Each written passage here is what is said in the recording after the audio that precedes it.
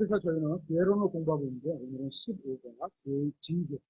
좀 어울리지 않는 단어죠. 교회와 징계라는 게 서로 어울리지 않는데 성경에서 말씀하시는 교회가 징계가 필요한 때와 어떤 대상인지 어떻게 해야 되는지 이런 거를 한번 살펴보려고 합니다. 우리는 성경에 말씀하시는 교회에 대해서 공부를 하고 있습니다. 교회는 구원받고 거듭난 사람들의 모임입니다. 맞죠? 교회는 주 예수 그리스도께 경배드리기 위해 모인 사람입니다. 제가 청년부들에게 본장 부서를 주셨던 그 예배라는 책도 그런 내용의 주제를 다루고 있는 거예요. 우리가 어떤 마음가짐으로 어떻게 예배를 드려야 되는가 그런 주제의 책이었습니다. 또 교회는 예수 그리스도를 높이고 그분께 영광을 돌리기 위한 모임이고 서로가 서로를 세워주고 가르치기 위한 모임의 사람들입니다. 같은 믿음의 사람들이 모여서 한 지역계를 이루어 하나님을 사랑하고 그분의 말씀을 믿는 사람들이 모여 교제를 나누는 곳이기도 합니다. 그렇다고 해서 사람들이 많이 모으기 위해서 교회를 사교 모임처럼 만드는 것은 자신과 교회를 무너뜨리고 하나님의 영광을 가리고 사람만 드러나게 할 뿐입니다. 교회의 목적에 어긋나는 것가 되겠습니다. 어떤 교회의 입구에 보면 우리 교회에 오신 것을 환영합니다. 라고 쓴 문구를 보게 됩니다. 저는 이것이 무엇을 의미하는지 이해는 합니다. 그러나 정확하게 말하자면 여기에도 성경적인 제한이 따라야 한다고 생각을 합니다. 누군가가 우리 교회를 불러보러 오거나 방문하는 것은 환영합니다. 그렇죠? 우리 교회에 와서 잘못된 교리를 하지만 우리 교회에 와서 잘못된 교리를 전하거나 성도들을 하나님의 말씀으로부터 떠나게 하려고 하는 것은 용납해서는 안 되는 겁니다. 우리는 보다 많은 사람들에게 복음을 전해야 하고 그들을 예수 그리스도께로 인도하도록 노력해야 합니다. 그리고 구원받은 사람들은 어떻게 하면 하나님과 교제를 나누고 하나님의 뜻대로 살 수 있는지를 가르쳐줘야 합니다. 그래서 제가 10년 이상 되신 분들에게 오늘 본장도서로 나눠드린 그 책을 한번 읽어보시라는 이유도 그런 거죠. 우리는 사람들이 구원받기를 간절히 구해야 합니다. 그러나 우리의 바람을 이루기 위해서 성경이 말씀하시지 않은 것이나 금지하고 계신 것을 할 수는 없습니다. 왜냐하면 하나님은 교회를 진리 안에서 이렇게 있게 하셨습니다. 하나님의 말씀인 진리를 벗어나서 무엇인가를 하려고 하는 것은 하나님이 원하시는 교회의 사역도 아니고 뜻도 아니라는 겁니다. 사람들에게 복음을 전한다는 구실로 해서 세상 철학이나 심리학을 교회에 들어온다는 것도 또 비성경적인 방법을 동원하는 것도 잘못된 일이라고 말하는 겁니다. 오늘날 많은 교회들이 교회를 성장시키자는 명목으로 사람들을 많이 모은다는 그런 명목으로 교회를 사교 모임으로 만들어버렸습니다. 이러한 것은 결국 교회를 타락으로 끌고 가게 될 뿐입니다. 거룩한 하나님께서는 거룩한 책을 쓰셨고 우리에게 거룩한 영을 주셨습니다. 그러므로 거룩한 영을 받은 거룩한 사람들은 하나님이 함께 하시는 거룩한 곳에 모여서 거룩한 교제를 나눠야 하는 겁니다. 성경에는 교회의 질서를 파괴하고 교회에 나쁜 영향을 끼쳐서 더 이상 교제를 나눌 수 없는 사람들을 어떻게 징계해야 하는지 그 규칙이 나와 있습니다. 성경에 있는 대로 저희는 따를 뿐이죠.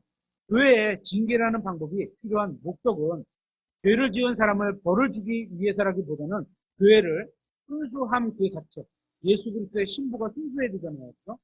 생각과 행동과 말이나 모든 것이 다 순수해야 되는 것을 지키고 보호하기 위해서라고 보면 됩니다. 이것이 교회의 징계가 있는 이유입니다. 우리는 교회에서 죄를 지은 사람을 감옥에 보내거나 그들에게 형벌을 부과할 수는 없습니다. 교회가 땅땅땅 해서 벌금 얼마 이런 건 없습니다. 우리는 단지 그들이 교회에서 다른 사람들에게 나쁜 영향을 끼치지 못하도록 막을 뿐입니다.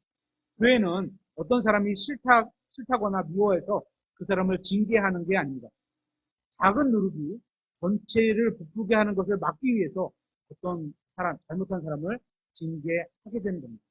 만일 일부가 부패해서 전체로 퍼져나가는 것을 허용하게 된다면 전체의 보존을 위해서 일부에게 어떤 조치를 취하는 것은 성경적이라고 할 수 있습니다. 먼저 고린도전서 5장을 한번 살펴보도록 하겠습니다. 고린도전서 5장 1절입니다.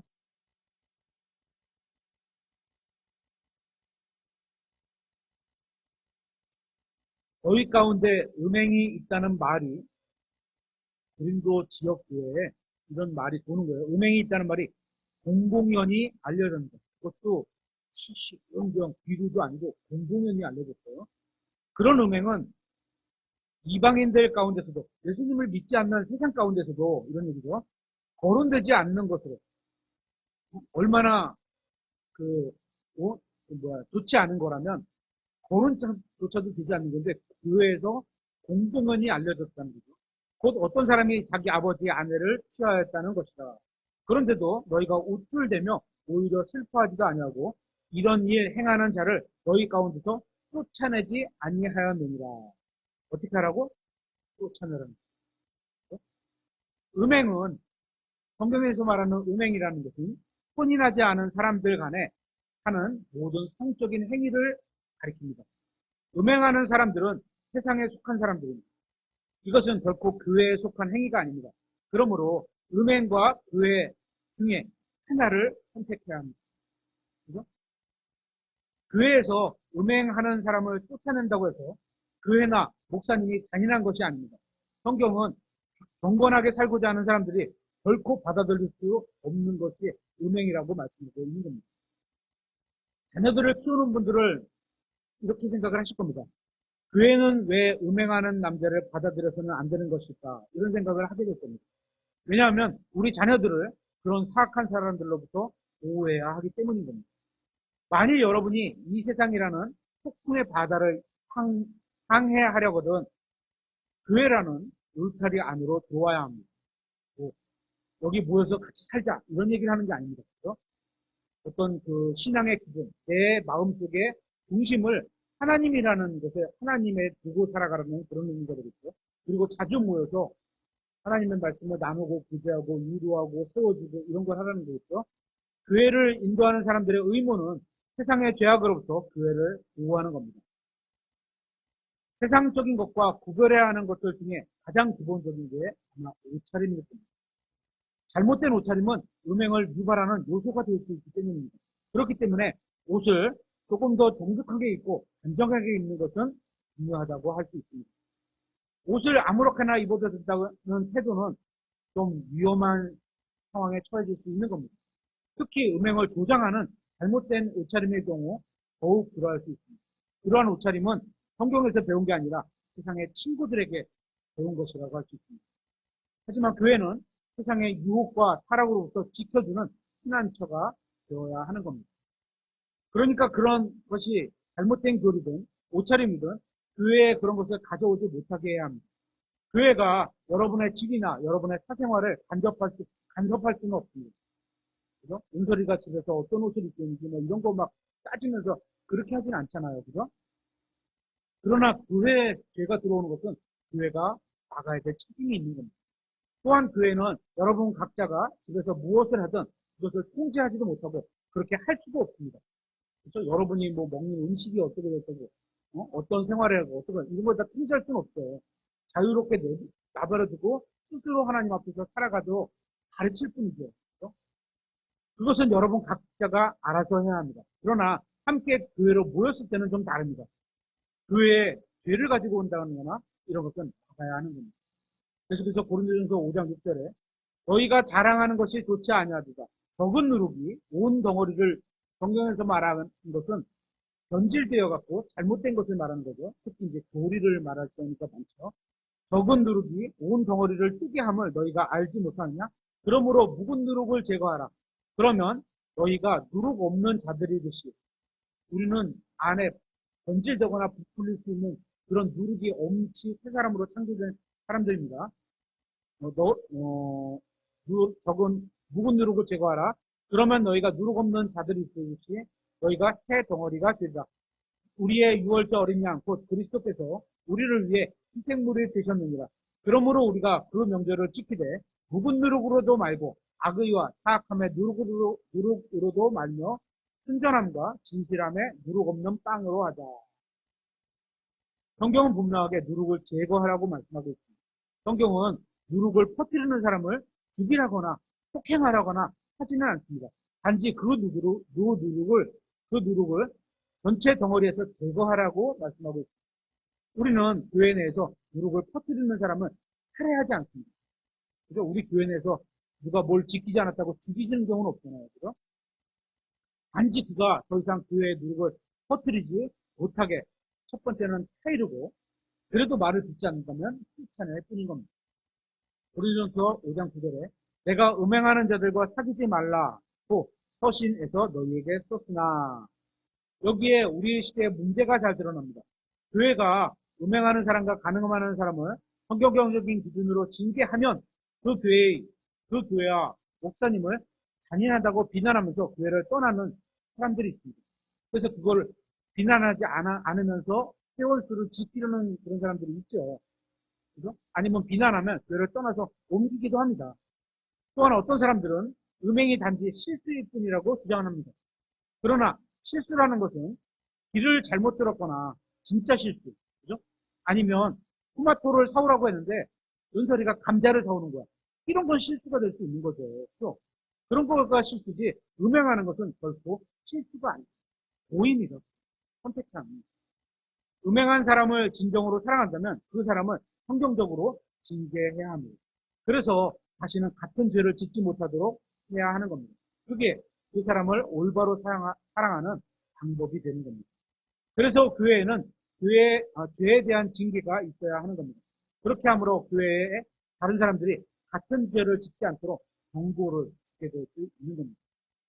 교회에 징계가 없다면 결국 교회는 이방인들 가운데서도 거론되지 않는 그런 음행과 같은 또 간음하는 사람들로 넘쳐나게 될 겁니다. 어떤 분들은 모든 것을 사랑으로 덮어줘야 한다고 말합니다. 이 말은 절반만 맞는 말이죠. 만약 그렇게 되면 결국은 하나님과 성경만을 제외하고 모든 것을 사랑을 하는 사람으로 만들게 만들 뿐입니다. 하나님도 사랑하고 돈도 사랑하고 크락도 사랑하고 죄도 사랑하고 안 되는 거죠. 그죠? 성경은 이렇게 말씀합니다. 고린도전서 5장 5절에 그런 자를 사탄에게 넘겨주어, 세상에서 교회 내에서 세상에서도 거론되지 않는 죄로 공공연히 교회 내에서 죄를 짓고 있는 사람을 어떻게 하라고? 그런 자를 사탄에게 넘겨주어 육체를 멸하도록 판단하였으니 이것은 영이 주 예수님의 날에 구원을 받게 하려 합니다. 여기서 말하는 사탄에게서 넘겨준다는 게 무슨 말일까요? 죽이라는 걸까요? 음행하는 사람은 이미 사탄과 어울리고 있는 사람이 될 겁니다. 그죠? 사탄에게 넘겨준다는 것은 음행하는 사람이 6일 동안은 사탄과 어울리고 나머지 하루, 주일만은 하나님의 백성과 어울리는 것을 막게 하겠다는 겁니다. 그러니까 도덕에 끊겠다는 거예요. 그만오십시오. 그렇게 함으로써 그런 사람이 교회로 누룩을 가지고 와서 교회를 망치게 되는 것을 막게 하겠다는 겁니다. 물론 그런 죄를 지은 사람이 자신의 죄를 진심으로 회개하고 하나님께 돌이킨다면 교회는 언제든지 그 사람을 도와서 함께 하나님을 향해 갈 수 있는 겁니다. 해야 하는 겁니다. 다만 음행을 버리지 않는다면, 그저 말로는 회개했는데 계속 음행을 저지른다면 교회에 머물지 못하도록 해야 한다는 겁니다. 죄를 지적하는 것은 잔인한 게 아닙니다. 하지만 지적하는 방식도 진짜 사랑하는 마음으로 당신이 죄를 지면 이런 상황에 놓이게 되고, 예를 들어서 구원받지 못한 사람이라면 지옥에 가게 되는데 하나님이 그걸 원하시는 게 아닙니다. 그래서 우리 뜻도 이렇게 표현을 할 수 있는 거죠. 그러니까 죄를 지적하는 것은 잔인한 게 아닙니다. 오늘날 마귀를 대적하는 것은 하나님의 말씀에 선 사람들과 교회뿐입니다. 그죠? 세상이 마귀의 선악에 다 놀고 있는데 거기에서 제외된 하나님과 하나님의 사람들, 교회에 속한 사람들만 죄를 지적할 수 있는 거죠. 마귀를 대적하는 거죠. 오늘날 이 세상은 완전히 마귀의 수중에 떨어져 버렸습니다. 따라서 교회는 죄악을 피해갈 피난처가 되어야 하는 겁니다. 또한 교회는 죄와 맞서 싸워야 합니다. 세월수를 늘리기 위해서 교회 내에 죄를 지은 사람을 용납해서는 안 됩니다. 아까도 말씀드렸죠. 당연히 한 번, 두 번, 죄를 지을 수도 있어요. 그죠? 성경도 우리가 죄를 짓고 다시 회개를 한다지만. 그러니까, 하지만 그게 그 죄를 회개하고 용서하고 다시 하나님께 향하는 그런 자세가 필요한 거, 있어야지 저희가 같이 갈 수 있는 거죠. 그렇지 않고 말로만 안 한다. 그리고 계속 똑같은 거를 세상에서도 지탄받는 그런 죄를 교회에서 짓는다 그러면 어떻게? 이해하라는 거죠. 내라는 거죠.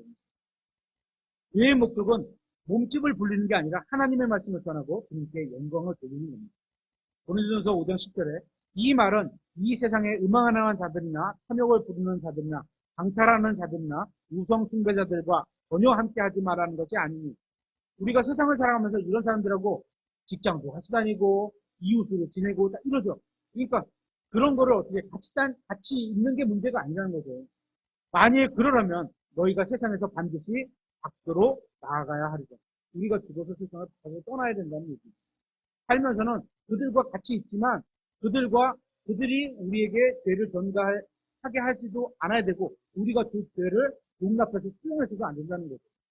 교회의 임무는 이 세상 사람들이 더 이상 음행을 하지도 못하도록 막는 게 아닙니다. 세상은 이미 거의 가 있어요. 그런 사람들이에요. 그죠? 우리가 그거 갖고 막 손가락질하고 그러지는 않지만 그것은 우리의 일도 아닐 뿐더러 우리에게 그럴 능력도 없습니다. 우리가 그렇게 막 막는다고 세상이 거기서 돌이키나요? 안 돌이키죠. 계속해서 11절에 그러나 이제 내가 너희에게 그렇게 쓴 것은 만일 형제라 부리는 어떤 사람이 교회 내에 있는 예수님을 믿는다고 하는 사람이 음행하는 자이거나 탐욕을 부리는 자이거나 우상 숭배자이거나 욕설하는 자이거나 술주정뱅이이거나 강탈하는 자이거나 그 자이거든 그와 사귀지 말게 하면 이런 사람들을 사귀지 말라는 거죠. 그렇죠? 그런 자와는 결코 함께 먹지도 말게 하려 합니다. 그렇죠?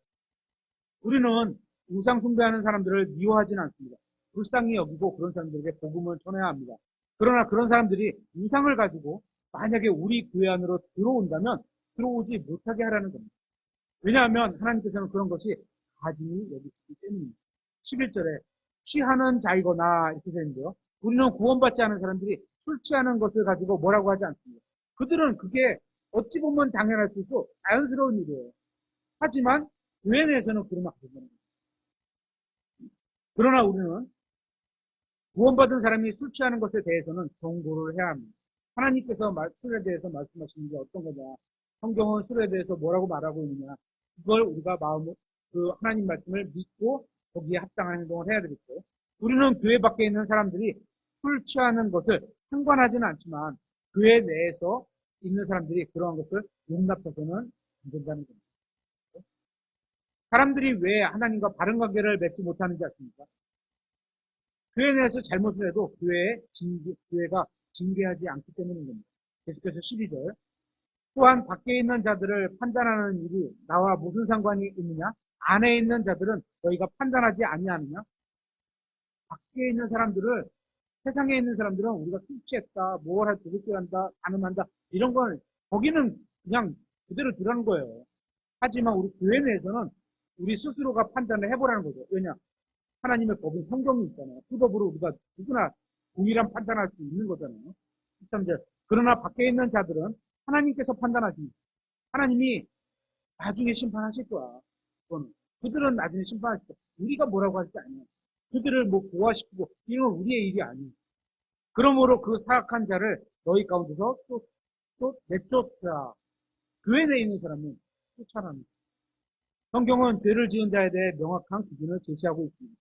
죄를 순수하게 보존하기 위해서는 누룩을 제거해야 합니다. 만약에 전체 회중이 하나님께서 미워하시는 죄를 용납하게 되면 하나님의 심판은 전체 회중 위에 임하게 되는 것을 우리는 구약 성경을 통해서 배우게 됩니다.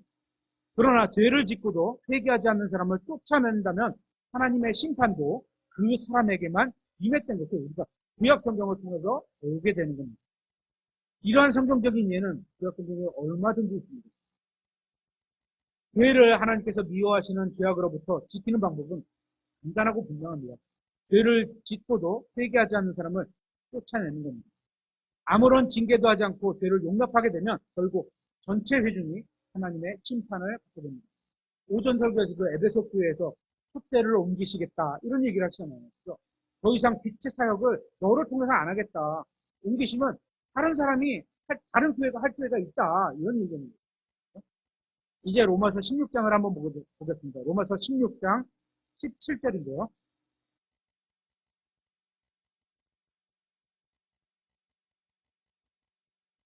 로마서 16장 17절. 형제들아, 이제 내가 너희에게 간청하노니 너희가 배운 교리에 역행하여 분쟁을 일으키거나 걸려 넘어지게 하는 자들을 주목하고 교회 내에 들어와서 이런 사람들이 있다는 거예요. 특히 이단들이 그런 경우 있어. 마치 딱 그 교회 열심히 들어와서 교회 정착을 해놓고 2개월, 3개월 지나서부터는 자기가 소속해 있던 원래 있던 교회의 교리를 갖고 들어가서 원래 퍼뜨리는 거죠. 용납하지 말라는 거죠. 그들을 피하라. 피하죠.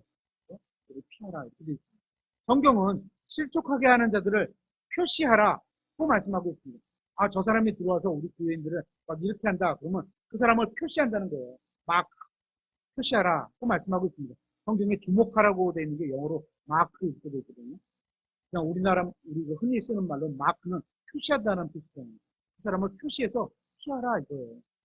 이 마크를 어디에 썼냐면 하나님이 죄 지은 가인에게 표식을 주셨다 할 때 그 같은 마크. 사람들이 알아볼 수 있다는 거죠. 뭔지 모르지만. 그리고 그들을 피하라는 것은 avoid, 즉 void, 비어있게 만들라는 겁니다. 그 사람이 앉았던 자리를 비어있게 만들라. 성경은 이렇게 말을 하는 거예요. 다시 말하면 내보내라는 거예요. 그런 교리를 막 퍼뜨리게 하고 이단 교리를 하게 하는 거는. 그렇죠? 어떤 사람이 우리 교회에 왔다고 해보겠습니다. 그 사람은 신약 성경에서 가르치는 교회의 교리를 잘 알지 못할 수 있습니다. 배운 적이 없거나 다르게 배워서 좀 다를 수는 있어요. 우리는 그 사람이 우리 교회에 오는 것을 환영합니다. 구원받은 지 얼마 되지 않은 사람뿐만 아니라 구원받은 지 오래된 사람도 신약 성경에서 말씀하시는 교리를 잘 모르는 경우가 허다합니다. 왜냐하면 일반 교회에서는 잘 안 가르쳐요, 교리를. 그런 사람도 우리 교회에 오는 것을 환영합니다. 그러나 교회에 와서 거짓 교리를 전파하거나 성경은 이렇게 말을 하는 거죠. 다른 사람에게 나쁜 영향을 끼치는 경우에는 더 이상 함께 할 수 없다고, 함께 하지 말라고 성경은 말하고 있는 겁니다. 또한 우리 교회에 개혁 성경을 가지고 오는 사람이 있다고 해보겠습니다. 우리랑 다른 성경이잖아요. 우리는 킹제임스 성경을 믿는데, 개혁 성경을 가지고 온다고 해서 우리 교회에 들어오지 못하는 것은 아닙니다. 오실 수 있죠. 우리는 교회 현관에 어떤 성경을 가지고 오는지 검사하지 않습니다. 누가 입구에서 우리 검사하는 거 있어요? 없죠. 없어요. 그냥 들어오시는 거예요. 가지고 들어오시는 거예요. 또한 계속해서 개혁 성경을 가지고 교회에 온다고 해도 절대 내쫓지 않습니다. 계속 그걸로 성경 읽으면서 같이 보실 수도 있어요. 그거 갖고 내쫓지 않아요. 오히려 우리 교회에 계속 나오면 왜 개혁 성경이 잘못된 성경인지 아시게 될 거고 스스로 바꿀 거라고 생각을 합니다. 그죠? 하지만 개혁 성경을 써야 한다고 주장한다면 그건 다른 이야기입니다. 그래서 그건 완전히 다른 이야기예요. 다른 성도들에게 영향을 끼치려고 한다면 우리는 그런 사람을 쫓아내야 하는 겁니다. 왜냐하면 그 사람은 잘못된 태도와 불순한 의도를 가지고 우리 교회에 왔기 때문이라고 생각하기 때문입니다. 만약 우리 교회에서 가르치는 것과 자신이 믿는 게 다를 수도 있을 수 있습니다. 그죠? 제가 믿고 가르치는 것과 예를 들어서 부처님이 믿고 있는 것과 조금 차이가 나는 것도 있을 수 있어요. 그런 것은 서로 인정하는 범위에서 있을 수 있습니다. 그럴 때 다를 수 있는데요. 그럴 때 은밀하게 다른 성도들에게 영향을 행사해서 그러시지 않고 제가 이제 믿으니까 박준영 교수님 뒤에 가서 이런 게 가르친 게 아니 계속 불신을 준다면 문제가 있는 거죠. 우리 형님이 그러지 않으니까 제가 일부러 예를 든 겁니다. 따르러 하는 게 아니라 먼저 좀 차이가 난다면 목사님이나 교회 인도자들에게 말을 해야 하는 겁니다. 형제님, 제가 믿는 게 성경을 보니까 저는 이렇게 되는데 설교 때 이렇게 말씀하신 것 같아요. 서로 왜냐하면 진리를 찾아가자는 좋은 목적으로 물어볼 수 있는 겁니다. 충분히 다 누구든지. 그죠? 그리고 그렇게 해서 말씀하셨는데 연구를 하다 보니까 그 말이 더 사실 같아. 그러면 그럴 수도 있겠는데요. 일단은 인정을 해드리고 1년, 2년 성경을 더 연구해 보는 거죠. 그리고 나서 연구해 보니까 그 말이 더 성경에 더 가까운 것 같아요. 그러면 저도 얘기를 하는 거죠. 예전엔 제가 이렇게 이 말씀을 이런 근거로 해서 이렇게 읽었는데 성경을 계속 더 연구해 보니까 이 말씀이 이래저래 이래서 근거 구절도 더 많고 이래서 저는 믿음을 좀 이렇게 존경하는 쪽에 마음이 더 갑니다. 이렇게 표현할 수도 있는 거잖아요. 그래서 조금씩 다를 수도 있는 거예요. 하지만 이런 방법이 아니고 그 질서를 존중하지 않는 다른 방법으로 뒤에 가서 탁탁거린다거나 1대1로 가서 막 낸다거나 이거 안 된다는 거예요. 먼저 교회 인도자들에게 1대1로 조용히 물어봐야 합니다. 그렇지 않고 회중 가운데에서 교회에 불만이 있는 사람이나 반역하려는 마음을 가지고 있는 사람들과 합세해서 그런 사람들이 분명히 있거든요. 교회에 가면 이게 교회는 예수님파만 있어야 되는데 예수님파 밑에 A파, B파가 있어서 어? 그런 경우들이 큰 교회는 간혹 있거든요. 그건 안 되는 거죠. 그러니까 나하고 반대되는 파는 이쪽 파는 내가 동조하지 않아도 같은 의견을 세상적인 방법으로 같은 의견을 비슷하고 저쪽에 반대 의견을 주습니다. 이거 세상이 하는 방법이지 교회 내에서는 다른 방법이 아닙니다. 그렇게 교회를 뒤집으려고 하는 것은 결코 하나님이 원하시는 방법이 아니라는 겁니다. 교회 내에서 은밀히 모임을 만들고 교회를 뒤집으려고 뒤엎으려고 해서는 결코 하나님이 함께 일하시는 게 아니라는 겁니다. 제가 말하는 것은 교회에서 가르치는 것과 다른 것을 믿는다고 해서 내쫓으라고 하는 것은 아닙니다. 다른 게 믿을 수도 있어요. 조금 차이 날 수도 있어요. 교회에서 징계하고 내쫓는 이유는 그 사람이 가지고 있는 믿음 때문이 아니라 그 사람이 갖고 있는 마음의 태도 때문입니다. 진짜 성경을 제가 그랬잖아요. 하나님의 말씀을 개혁 성경의 하나님의 말씀으로 믿는 사람도 저는 성경 신자라고 생각을 해요. 당연히 저는 킹제임스 성경을 하나님의 말씀으로 믿는 사람을 성경 신자라고 딱 생각을 하지만 꼭 하나님의 말씀이 왜냐하면 킹제임스 성경을 아직 알지 못할 수도 있고 본인이 아직 받아들이지 못하는데도 하나님의 말씀이 개혁 성경이라 믿는 사람도 저는 성경 신자라고 인정을 해드리거든요. 그런 사람이라면 하나님의 말씀을 비교하면서 천천히 공부해 가다 보면 언젠간 킹제임스 성경의 하나님의 말씀이 맞구나라는 걸 인정하게 될 거라고 나는 알기 때문에 저도 그렇게 해서 왔고 그렇기 때문에 충분히 그냥 개혁 성경을 믿고 있다 하더라도 우리가 함께 교제해 나가면서 성경을 통해서 알아가면 언젠가 킹제임스 성경을 하나님 말씀으로 믿을 거라고 믿는 거죠. 그렇죠?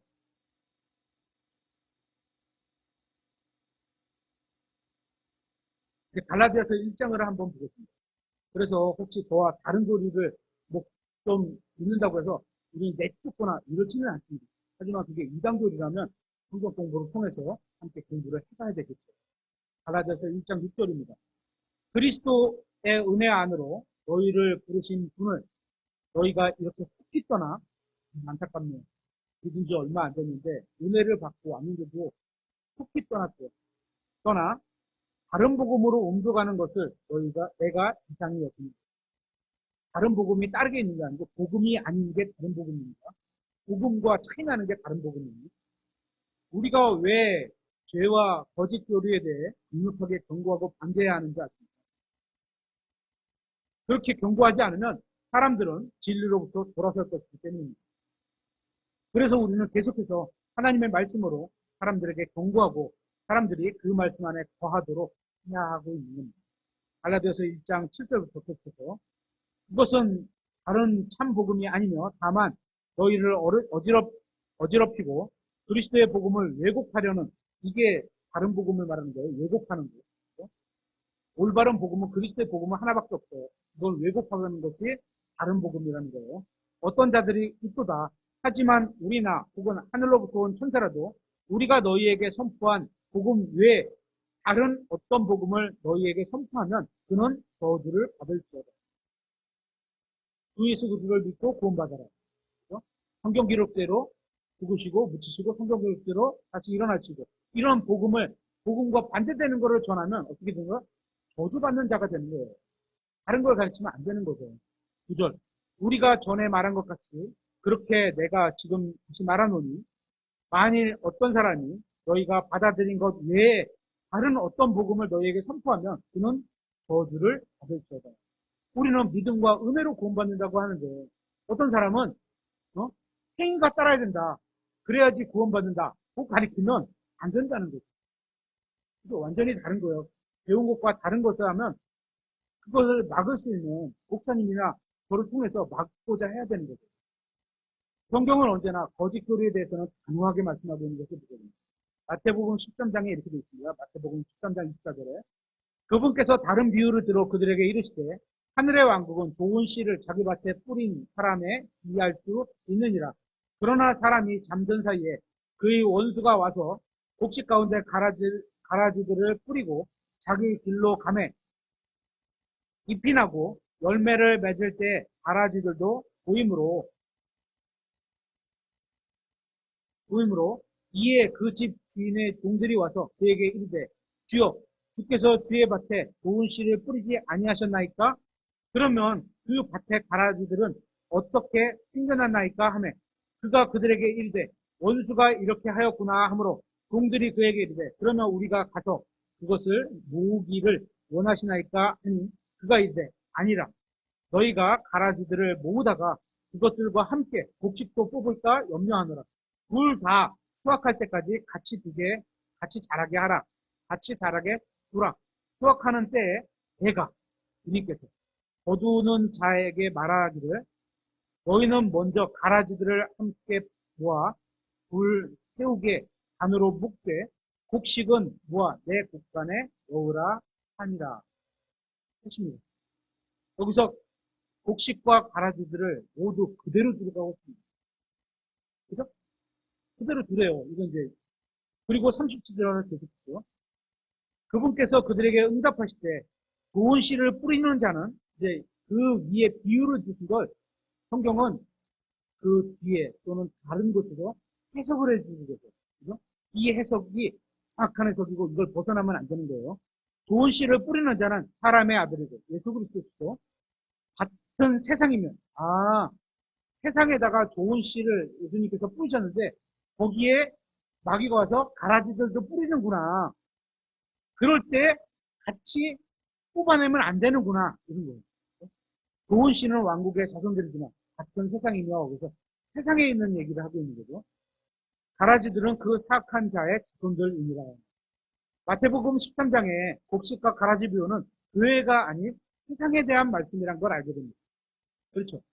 38절에 그렇게 해석을 하셨잖아요.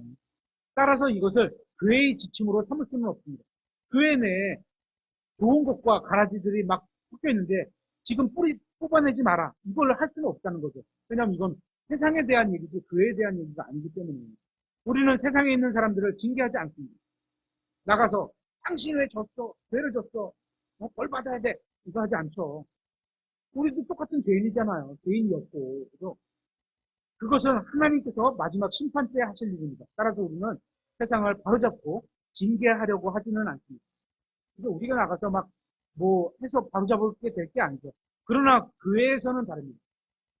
우리는 하나님의 이름으로 하나님의 자녀로 예수 그리스도 안에서 함께 모인 이 교회는 세상과 다른 거거든요. 세상과 구별되어 있거든요. 하나님께서 구별해 놓으시고 우리는 교회를 바로잡고 순수한 상태로 유지해야 하는 겁니다.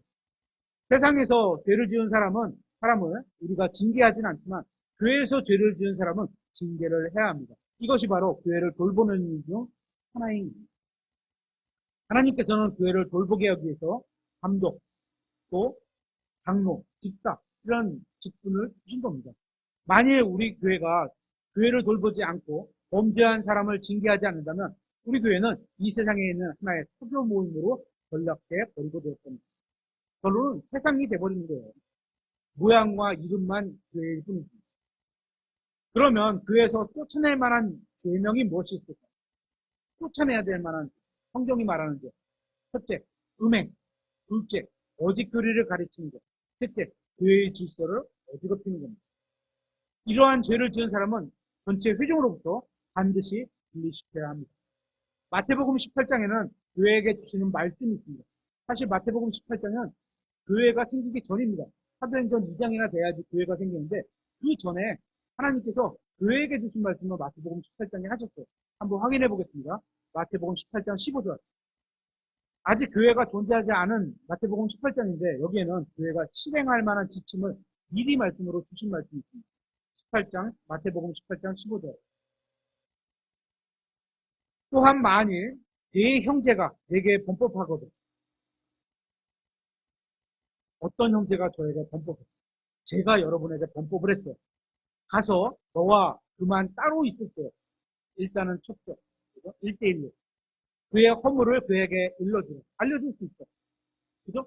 그래서 그가 잘 받아들이면 예수 그리스도 안에서 화목하게 지낼 수 있는 거예요. 그죠? 둘 다 은혜로 감사할 수 있는 거죠. 만일 그가 내 말을 들으면 내가 내 형제를 얻었느니. 그죠? 제가 잘못하는 일이 있을 수 있고, 있게 되면 여러분들이 조용히 와서 1대1로 저에게 얘기를 하실 수 있습니다. 성경적인 거예요. 그죠? 하지만 좋은 마음으로 와야 되겠죠, 올 때도. 저 형제가 하나님 앞에서 계속하기를 바라는 마음으로, 좋은 마음으로, 좋은 일으로, 좋은 표현을 써서, 적절한 단어를 써서, 그죠? 막 세상적인 단어를 읽지 않고, 적절한 단어를 써서 세워주려고 해야 되겠죠. 알려주고 세워주려고 해야 되겠죠. 성경은 내 형제가 내게 범법하거든 이라고 말씀하고 있습니다. 만일 교회 내에서 한 형제가 다른 형제에게 죄를 지으면 전체 회중에게 알리지 말고 먼저 양 당사자 간에 만나서 해결하려고 해야 한다는 겁니다. 계속해서 16절. 그러나 만일 그가 내 말을 들으려 하지 아니하거든 너와 함께 한두 사람을 더 데리고 가서 두세 증인의 입으로 모든 말을 확증하라. 왜 두세 사람을 데리고 가라 할까요? 두세 명을 데리고 가서 상대방에게 압력을 가하라는 게 아닙니다.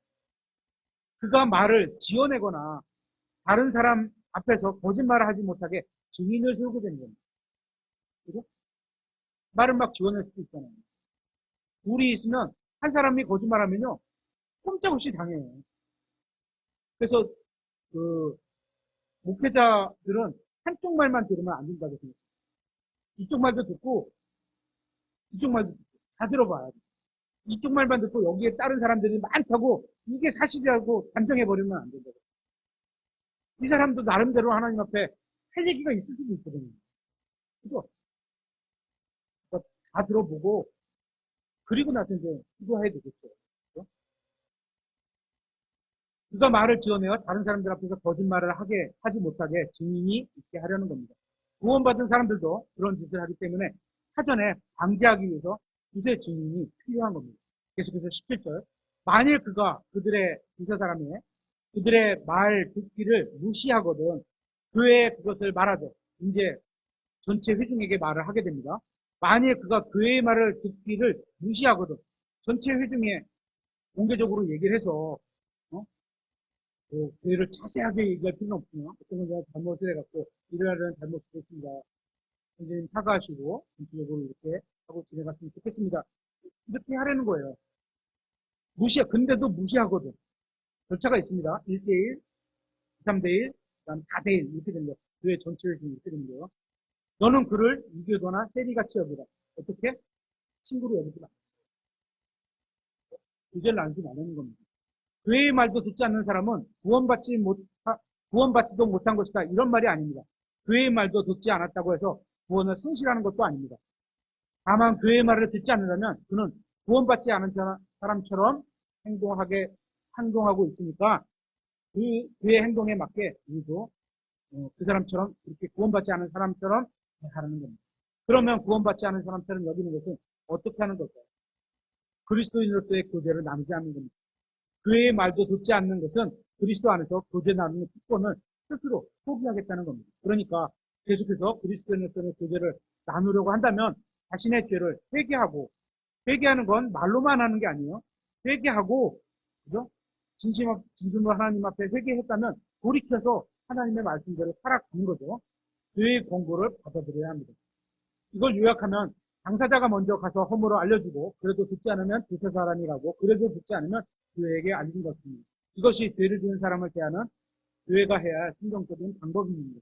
하나님께 감사하게도 우리 교회는 한 번도 이 관계를 거친 그런 적이 없었다는 겁니다. 저는 교회를 인도하는 사역자로서 교회의 신앙이 자신과 맞지 않아서 교회를 떠난 사람들이 언젠가 다시 회복하고 우리 교회를 방문할 수 있다고도 생각을 합니다. 저는 죄를 짓고 교회를 떠난 사람들도 모든 잘못을 회중에게 그래서 밝히지 않아야 한다고 생각합니다. 서로 어려운 게 있고 서로 잘못한 게 상대방이 잘못한 게 있겠죠. 제가 그랬잖아요. 다른 사람 얘기가 아니고 제가 그랬잖아요. 어쨌거나 목사님을 대적하고 교회의 뜻을 반해서 제가 떠났잖아요. 그럼에도 불구하고 나중에 다시 왔을 때 제가 용서를 구하고 여러분들에게 전체적으로 잘못된 걸 용서를 구하고 그래서 여러분들이 받아줘서 이렇게 있게 되는 거죠.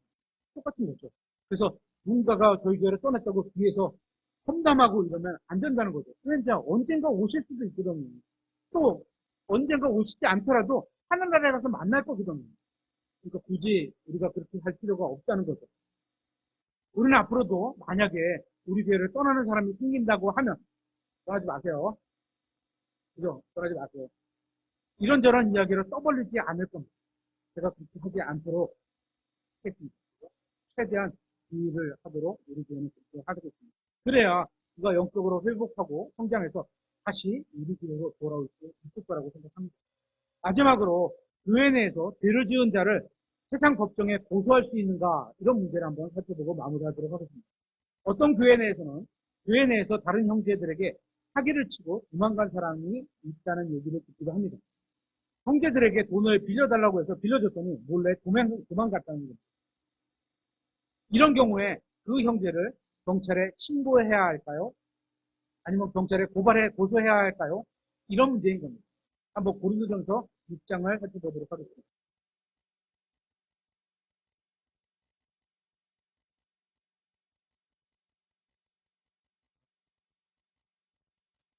구약 성경에 보면 형제들에게 돈을 빌리고 빌려줄 수 있는데요.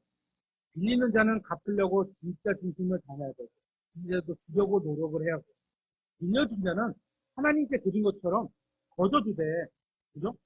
이자도 받게 되면 이자도 받지 말라고 성경이 구약 성경은 그렇게 권면을 해요. 그걸 있는 대로 실천하지는 못하겠지만 구약 성경이니까 우리가 참고로 할 수는 있겠죠. 고린도서 6장 1절 너희 중에 누가 다른 사람과 문제가 있을 때 감히 불의한 자 앞에서 소송하고 이 불의한 자는 예수 그리스도를 믿지 않아서 아직 하나님 앞에 의롭다함을 받지 못한 사람들을 말하는 거죠. 소송을 하고 세상 법정에 나가서 고발하고 해서 판사 앞에서 소송을 하지 말라는 그런 얘기죠. 성도들 앞에서 하지 아니하느냐? 교회 내에서도 그 문제를 가지고 성경에 있는 하나님의 말씀의 권위로 충분히 판단할 수 있는데 너희가 그걸 굳이 세상 법정에까지 가져가서 그것을 판단을 받아야 하겠느냐? 이렇게 역질문하는 거죠. 2절에 성도들이 세상을 판단할 것을 너희가 알지 못하느냐? 우리가 예수 그리스도와 함께 이 땅에 재림하게 되면 천년왕국 때 이제 판사와 같은 역할로 다스리게 될 거예요. 성경은 그렇게 말씀하시고 약속을 하셨거든요. 그런데 그렇게 될 때가 그렇게 세상을 판단할 것을 너희가 알지 못하느냐? 알고 있다면 세상 법정으로 가면 안 되지 않느냐? 이런 얘기를 하는 거죠. 세상이 너희에게 판단을 받을 터인데 너희가 가장 작은 문제를 판단하는 것도 감당하지 못하느냐? 교회 내에서 문제가 있으면 교회가 판단해서 이거를 처리하라, 믿음으로 처리하라, 이런 얘기를 드리는 거죠. 이 고린도전서 6장은 두 가지 경우로 이해할 수 있는데, 얘네들이 있습니다. 뭐가 옳다, 뭐가 틀리다, 이렇게 말하지는 않겠습니다. 그렇죠? 대다수가 믿는 것은 첫 번째 제가 지금 말하는 경우. 한 가지는 양 당사자가 교회 내에 있을 때의 분쟁에 대한 말씀이라고 보는 경우입니다.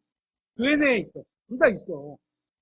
그런데 그걸 A 형제가 B 형제를 경찰에 갖다 고소하겠다.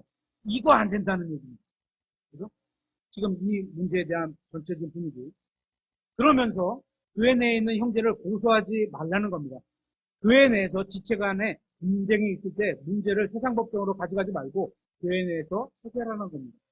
그러나 그가 교회를 떠남으로 교회 내에 있을 때의 특권을 스스로 포기한다면 고소하는 게 잘못은 아니라고 믿는 분들이 있습니다. 그럴 수 있습니다. 이게 대다수의 견해예요. 또 하나는 같은 교회에 다니던 성도뿐만 아니라 같은 교회를 다니다가 떠난 성도까지도 믿는 성도로 보는 견해입니다. 그래서 상대방이 믿는 그리스도인인 줄 안다면 같은 약속의 통치권을 갖고 있는 성도니까 아까 말씀하실 때 너희가 세상을 판단할 것 다른 교회에 있는 성도는 세상을 판단하지 않게 되나요? 나중에 예수님을 믿은 사람이 다른 교회 다닌다고 해서 그 사람이 통치권이 없나요? 똑같이 우리랑 약속권을 주셨거든요. 그러니까 2절에서 말씀하시는 거는 너희가 알지 못하느냐, 이걸 조금 넓게 보는 거예요. 그것도 틀렸다고 할 수는 없어요. 각자가 한번 성경 읽어보면서, 아, 이게 더 내 마음에 가깝다 그러면 그쪽 선택하시면 돼요. 이게 더 틀렸다고 할 수 없습니다. 그래서 다른 교회, 같은 교회를 다니다가 떠난 성도까지도 믿는 성도로 보는 견해입니다. 그래서 상대방이 믿는 그리스도인인 줄 안다면 같은 약속의 통치권을 갖고 있는 성도니까 세상 법정에 가서 소송하지 말라는 겁니다. 충분히 그 교회에서도 성경을 펴서 보면 알 수 있고 여기서도 알 수 있는데 굳이 그걸 갖고 세상 법정 가서 따져야 될 필요가 있느냐. 같은 주님을 믿고 같은 하나님의 말씀을 믿는데 아니라는 거죠. 여러분은 어떤 경우가 더 문맥에 적절하다고 보십니까? 다만 구원과 같은 중요한 교리가 아닙니다. 이건, 이건 뭐 이걸 이렇게 믿건 저렇게 믿건 구원의 어떤 요소에 흔들릴 요소도 없고 아무것도 없는 거예요. 그죠? 조금 견해가 다를 수는 있습니다. 정확하게 얘기하신 게 아니니까. 그러니까 나와 좀 다르게 믿더라도 상대방의 믿음도 존중해 줄 줄 아는 우리 인천 말씀 침례교회 성도님들이 계시면 좋겠습니다. 이제 디모데전서 5장 한번 보겠습니다. 5분 내에 마치겠습니다. 디모데전서 5장 19절인데요. 장로에 대한 고발은 두세 증인 앞에서가 아니면 한 사람이 가서 한 사람이 가서 잘못된 것을 봤다고 해서 고발하지 말라는 거예요. 그만큼 장로에 대한 위치와 권위를 하나님도 인정을 하시고 그의 믿음도 봐주시는 거죠. 그죠? 어떻게? 두세 사람이 봤어야 돼요. 예를 들어서 그런 일은 없겠지만 장로님이 술집에 들어가셨어요. 그럴 리는 없어야 되고 없겠지. 근데 혼자 봤어. 그러면 성경대로 한다면 혼자만 그냥 기도하고 말하는 거예요. 유세 증인이 아닙니다. 근데 교회에서 신방 가다가 서너 명이 봤어. 그러면 가서 이제 같이 가서 얘기할 수 있다는 거예요. 그만큼 이제 인물에 대한 권위도 하나님이 써주신 거고 그만큼 그 교회 내 질서를 지키게 하시는 거죠. 20절 죄 짓는 자들을 모든 사람 앞에서 꾸짖어 다른 자들도 두려워하게 한다. 장로같이 구원받은 지 오래된 사람이건 각 구원받은 사람이건 간에 상관없이 공개적으로 죄 지은 사람은 공개적으로 책망을 하게 됩니다.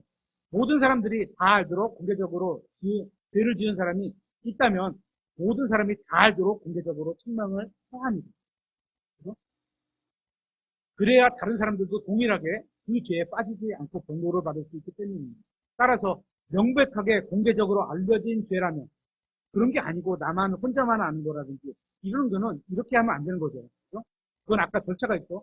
한 명, 두세 명, 그다음 두세 이렇게 되는 거죠. 죄라면 공개적으로 바로잡는 것은 잘못된 일이 아닐 수 있다는 겁니다. 공개적인 죄라면 공개적으로 바로잡는 게 좋다는 거예요. 에베소서 5장을 보면 이렇게 되어 있습니다. 더욱이 음행과 부정한 것이나 탐욕은 너희 가운데서 한 번이라도 언급하지 말라. 말하는 것부터 하지 말라는 거예요. 그것이 성도에게 합당하니라. 추잡한 것이나 어리석은 이야기나 희롱하는 말도 적합하지 아니하니 하지 말고 오히려 감사드리는 말을 하라. 음행하거나 부정한 짓을 한 사람의 이름과 그들의 행위를 자세히 광고할 필요는 없습니다. 어떤 사람이 어떤 일을 어디 가서 뭘 일을 어떻게 자세하게 얘기할 필요 없다는 거예요. 그러면서 가르쳐 줄 수도 있기 때문에 그런 거 하지 말라는 거죠. 설교단에서 회중에게 그들의 행위를 자세히 알려줄 필요도 없습니다. 우리는 누가 더러운 행위를 했는지 이야기할 필요도 없습니다. 그런 것은 전혀 교회에 복이 되지 않기 때문입니다. 교회가 한 번 죄 지은 사람을 징계하지 않으면 그 다음에는 계속해서 징계를 할 수 없게 됩니다. 그래서 누구는 봐주고 누구는 안 봐주고 이럴 수 없다는 거예요. 죄 지은 사람이 누구인건 간에 징계를 해야 합니다. 그렇지 않으면 교회 내에 존재하는 악을 제거할 수 없습니다. 교회는 일치단결하여 옳은 것을 붙들어야 합니다. 한 마음으로 죄에 대응해야 합니다. 다시 말씀드리지만 징계의 목적은 죄 지은 사람을 영원히 교회에서 쫓아내는 게 아니라 그를 회개하고 돌아오게 하려는 게 목적입니다. 그렇죠? 그를 막 세상처럼 짓밟고 위에 올라타고 막 이러는 게 아니에요. 그렇죠? 세상은 누구를 밟아야지만 내가 올라갈 수 있는 게, 다음 단계로 진행할 수 있는 게 세상의 원리와 어떤 그런 건데, 교회는 그런 게 아닙니다. 모두 다 상급받을 수 있고, 모두 다 1등 할 수 있는 게 교회예요. 다 같이 누가복음 17장 3절, 마지막 절 한번 찾아보도록 하겠습니다. 누가복음 17장 3절 4절인데요.